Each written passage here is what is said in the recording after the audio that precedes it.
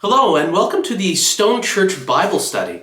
Today we'll be taking a closer look at an ancient story that I'm absolutely sure you're all familiar with. This is a story about jealousy, it's a story about resentment, a story about hatred, a hatred that's so deep that it ultimately gives birth to the act of murder itself. And this is also a story about the consequences of that murder. Today we'll be taking a closer look at the story of Cain and Abel. It's found in chapter 4 of the book of Genesis, chapter 4, verses 1 to 16. So I invite you to grab your Bible, read that passage of scripture over, and join me as we take a deeper look at it. And if this video was of any help to you at all, if it was a blessing to you, I do encourage you to leave a like. And if you want more sermons and Bible studies and services from Stone Church, please do subscribe.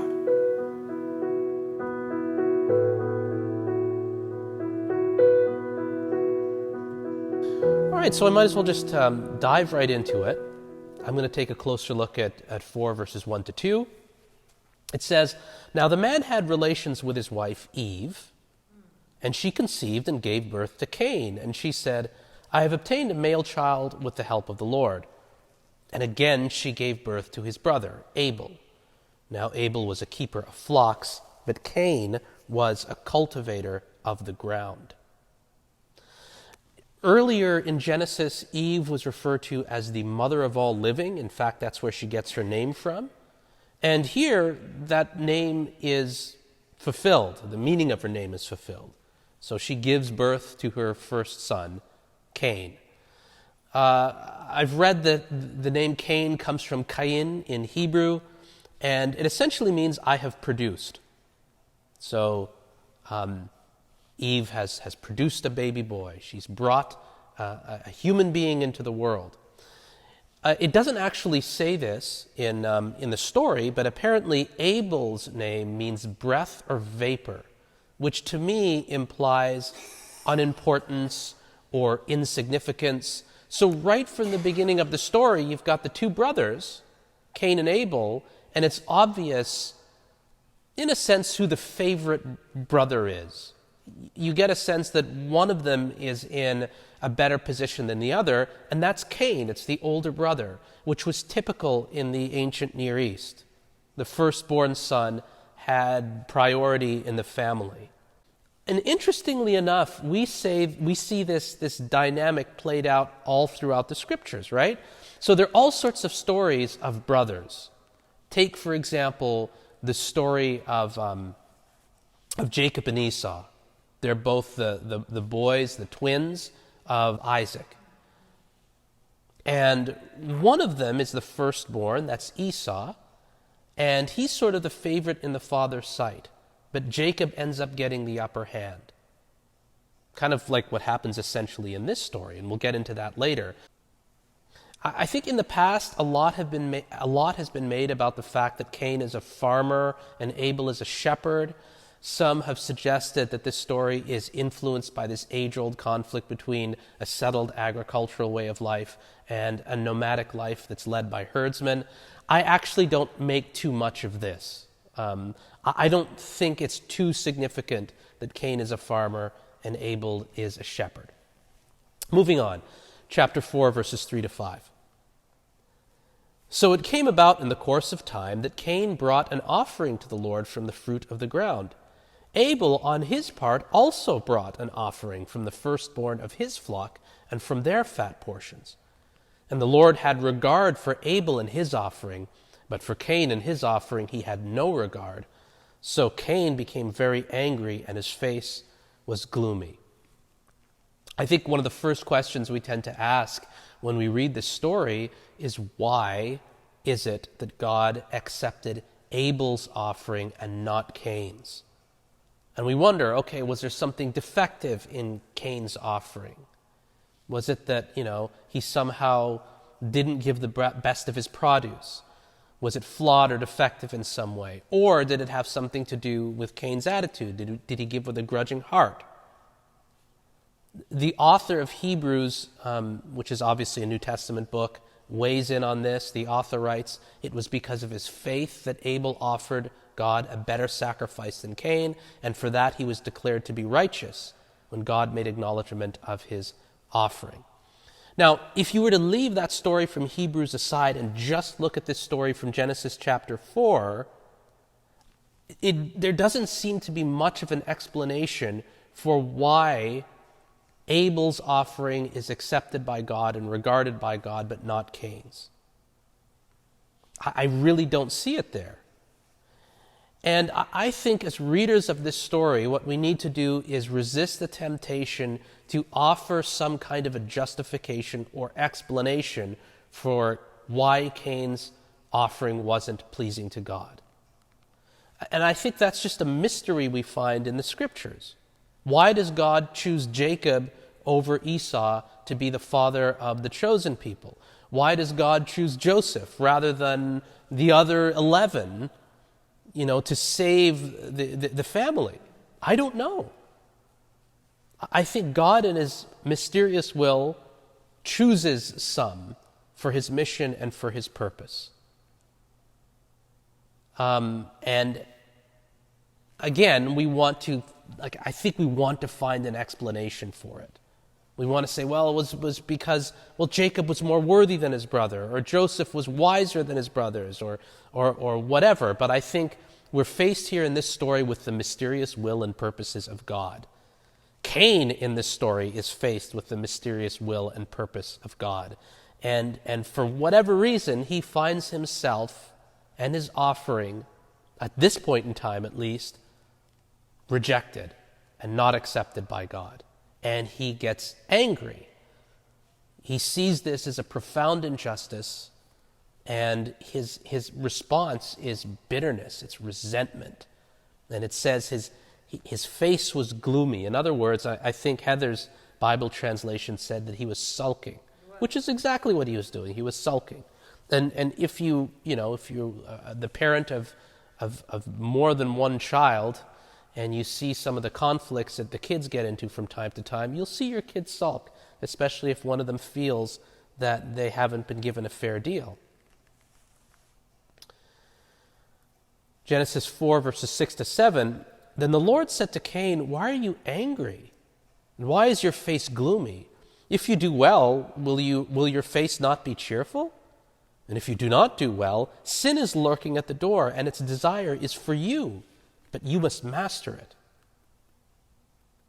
So I think these verses really are the meat and potatoes of the passage. I think we really get into some interesting territory here. So again, Cain is filled with this intense jealousy and resentment towards both God and Abel. He's an angry man. And his heart is just consumed with this hatred. And that's what makes him vulnerable to sin. Right? Cain is in a very, very, very precarious situation morally right now. And it's interesting how when the Lord speaks to Cain in this passage, he likens sin to this powerful predatory animal who's lying in wait outside of Cain's door and is just ready to pounce on him. And it reminds me of a passage of Scripture actually from I think it's 1st or 2nd Peter. "Be alert and of sober mind. Your enemy, the devil, prowls around like a roaring lion looking for someone to devour. Resist him, standing firm in the faith, because you know that the family of believers throughout the world is undergoing the same kinds of sufferings." So that's the situation Cain is in right now. He's prey. He's being hunted by his own baser instincts, by his own sinful desires. Sin is lying wait outside his door, ready to jump on him. And I think we've all been there before, in that place of incredible vulnerability where we can potentially allow sin, allow the devil to get the best of us. And it could be for us resentment and hatred. We have this feeling maybe of hatred or jealousy or contempt deep in our bones, and we want to lash out in some way, not necessarily to kill somebody, right? But maybe to engage in some petty act of vengeance that would destroy a person's reputation or make them feel small for at least a couple of hours. We have the opportunity perhaps to say something vicious and hateful towards somebody, and we want to do it because we feel that that hurt and that resentment and that anger.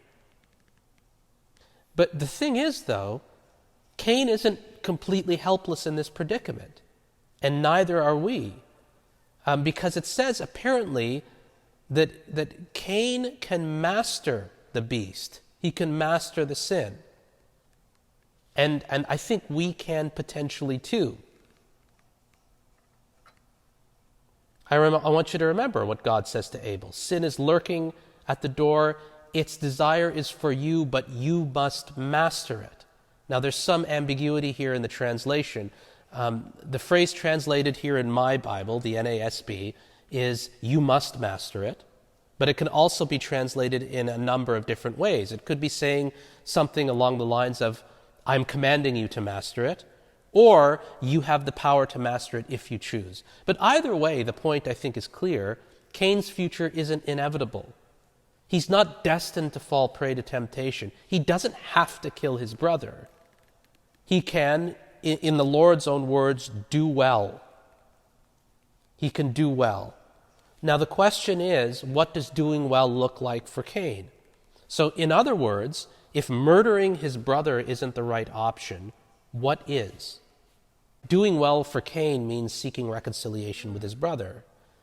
On some level, I don't know exactly what that would look like, but obviously he's angry with Abel, and that relationship is flawed, it's broken. Okay, so Cain needs to reach out to Abel in humility. He needs to reach out to God in humility. And if he doesn't do so, the sin will master him. Okay, so Cain has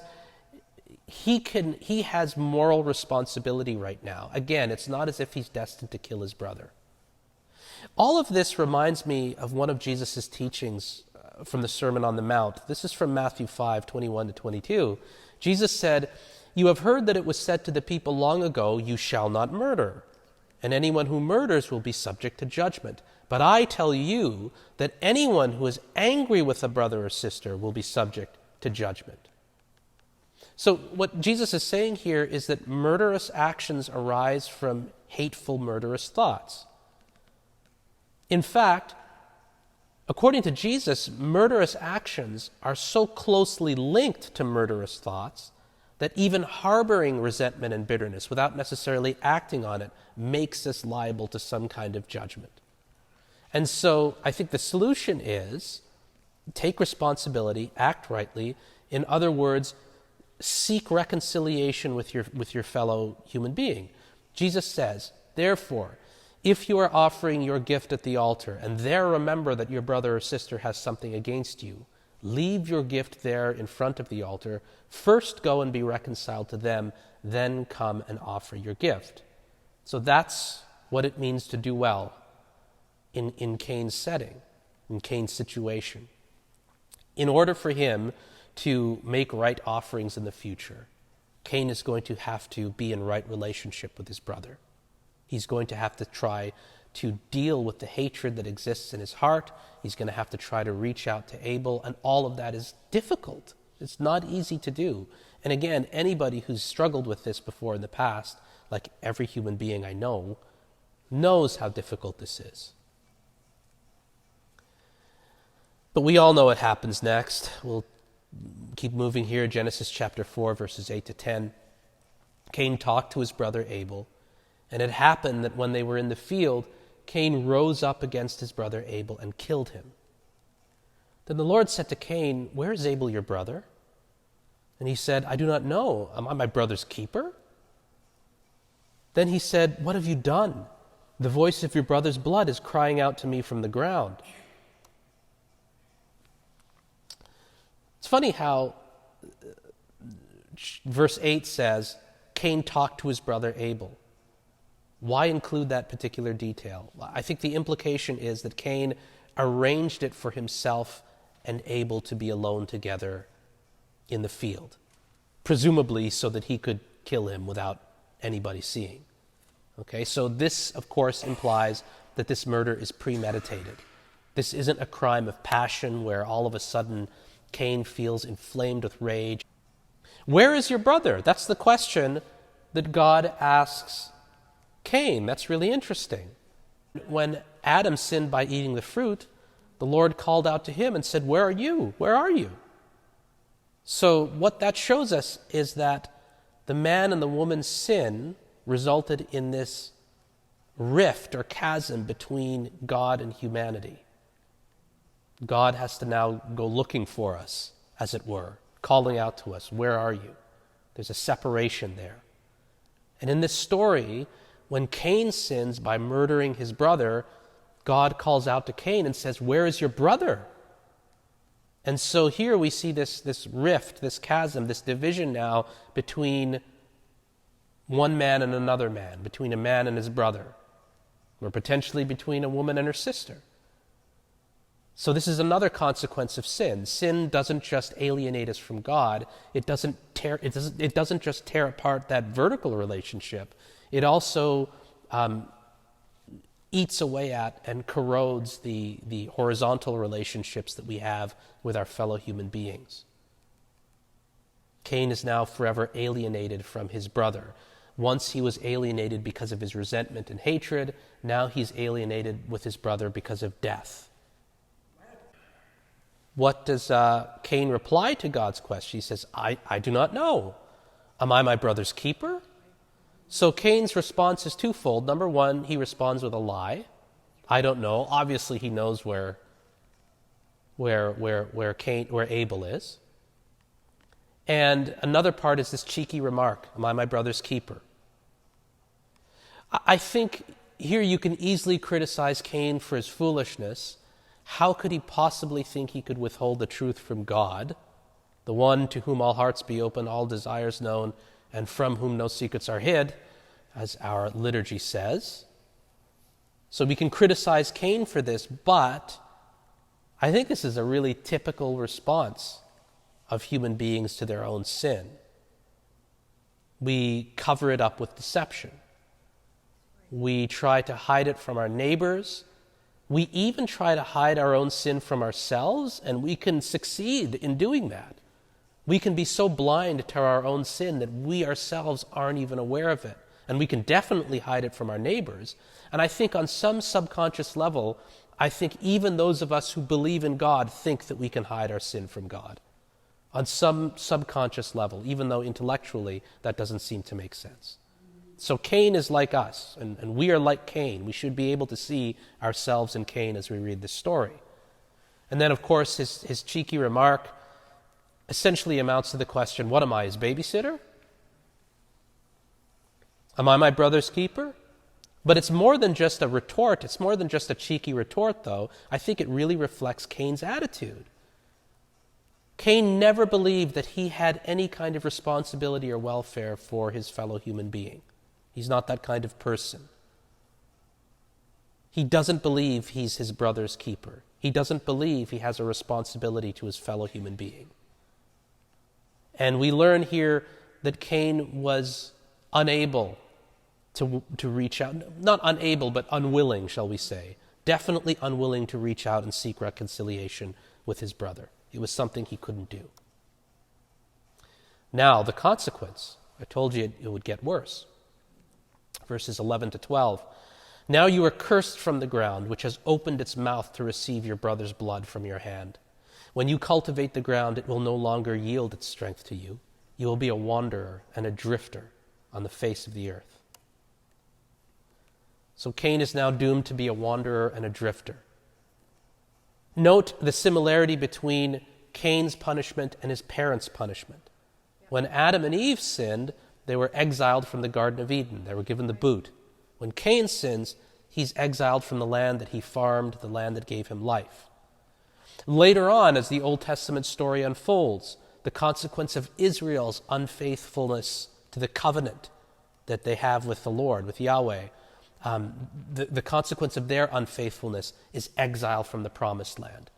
You'll remember that the Babylonians come along, they invade the northern kingdom, Judah, they destroy the capital essentially, and then deport everybody to Babylon. So they lose the land. So what do we learn from all of this? Well, this is the lesson that I get from it. In order for one to live a settled life, In order to live in harmony with one's neighbors and the land, one has to be willing to uphold a certain way of life.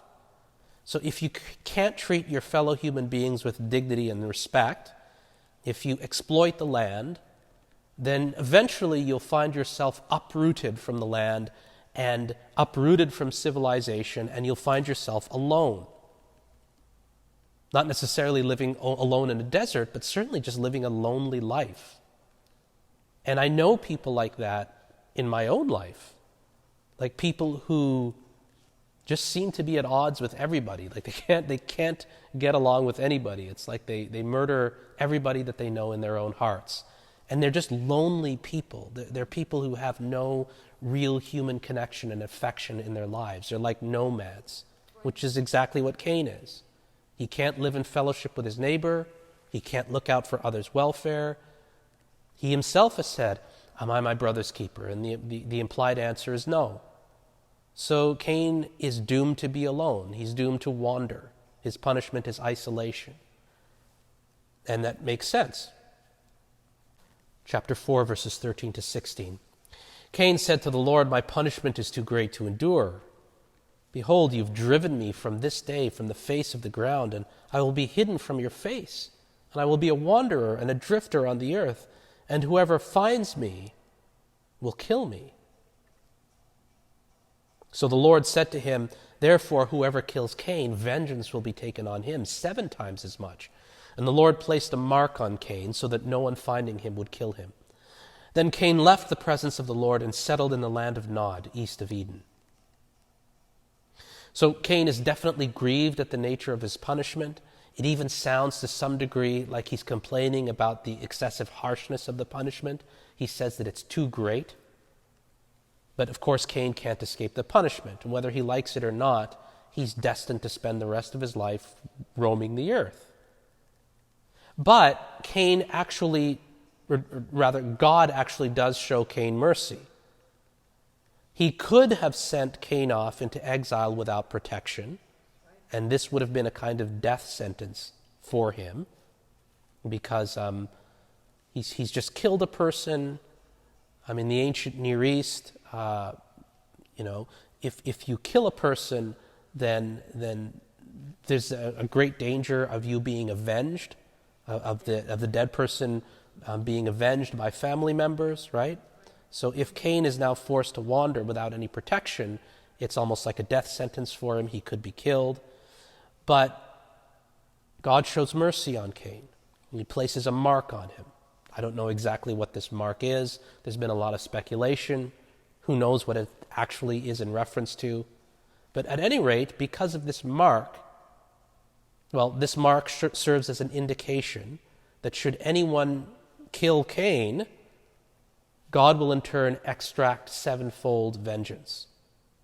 So in this way, God not only shows some degree of mercy to Cain, he also puts an end to a potentially endless cycle of violence. Do you understand? God also puts an end to a potentially endless cycle of violence.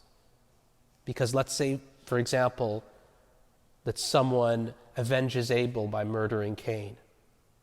Well, someone might seek to avenge Cain by murdering, whoever it is that murdered him. And it goes on and on and on. God puts an end to the murder right there by placing that mark on Cain. So that mark on Cain is a mark of judgment in some ways, right? He literally bears the mark of his sin on him for the rest of his life. But at the same time, that mark protects him from further vengeance and further violence. And it ends the cycle of violence for everyone. God's mercy is still on Cain. God's eye is still on Cain. God is still looking out for Cain. He hasn't completely abandoned the sinner here, just like God didn't completely abandon the man and the woman when he sent them into exile in the story of the fall. And I think there's even more hope for Cain than is alluded to in this particular story. It says in the book of Hebrews, "You have come to Jesus, the one who mediates the new covenant between God and people, and to the sprinkled blood, which speaks of forgiveness, instead of crying out for vengeance like the blood of Abel. So we've got the blood of Christ. Remember in the story how Abel's blood, when it's shed, cries out essentially for some kind of justice. Well, we also have our other brother, Jesus Christ, whom we killed. All of sinful humanity is responsible for the death of Jesus. His blood, which was spilled, cries out, but it's not crying out for vengeance. It's not crying out for punishment. It's calling out for mercy. And hope. It's calling out for mercy and forgiveness towards the murderer. So if you identify with Cain in this story, and I think we should, to some degree, identify with the character of Cain in this story, there's hope for us, and that hope is ultimately in the blood of Christ.